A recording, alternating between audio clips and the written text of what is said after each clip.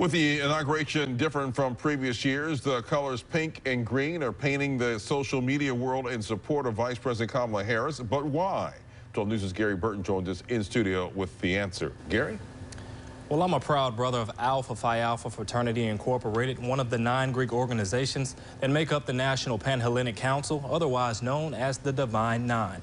Our Sisters of Alpha Kappa Alpha Sorority Incorporated are another organization which happens to be the same sisterhood Vice President Kamala Harris calls home.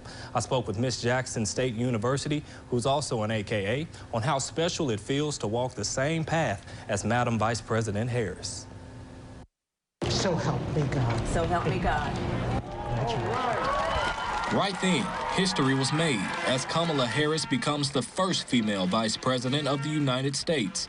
But this history means a little bit more to the African-American community. And not just because she's black, but because she walked the same footsteps of many, like Miss Jackson State University, Deja Davis. Not only is she the first woman, she's the first African-American woman, she's the first HBCU alum, and she's my soror. If you hear this sound, along with seeing pink and green, pearls, and this symbol, chances are you're in the presence of an alpha woman. Alpha Kappa Alpha Sorority Incorporated is the first African-American Greek letter sorority founded in 1908 on the campus of Howard University, the same college Vice President Harris attended. For her to be a part of a African-American, D9 Panhellenic Council member, that means a lot to just not AKAs, but the whole D9 as well, because we're all a team, we're all a family. Prince Duran is a brother of Alpha Phi Alpha Fraternity Incorporated, the brothers of the AKAs. He shares his excitement on playing a part in electing the first black vice president.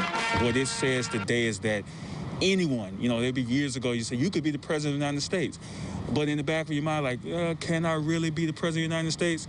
But now, little black boys and little black girls can see themselves on that day as today. Rejuvenating. That's how Miss JSU described her feelings of seeing her soror being sworn into the nation's second highest office. My soror that pledged the same sorority as me, that kind of gives me like the feeling like, okay, you could do whatever you set your mind to. And I think it's interesting to point out that Miss JSU doesn't call it history. She likes to call it herstory. And herstory was definitely made today. For 12 News, I'm Gary Burton. Back to you.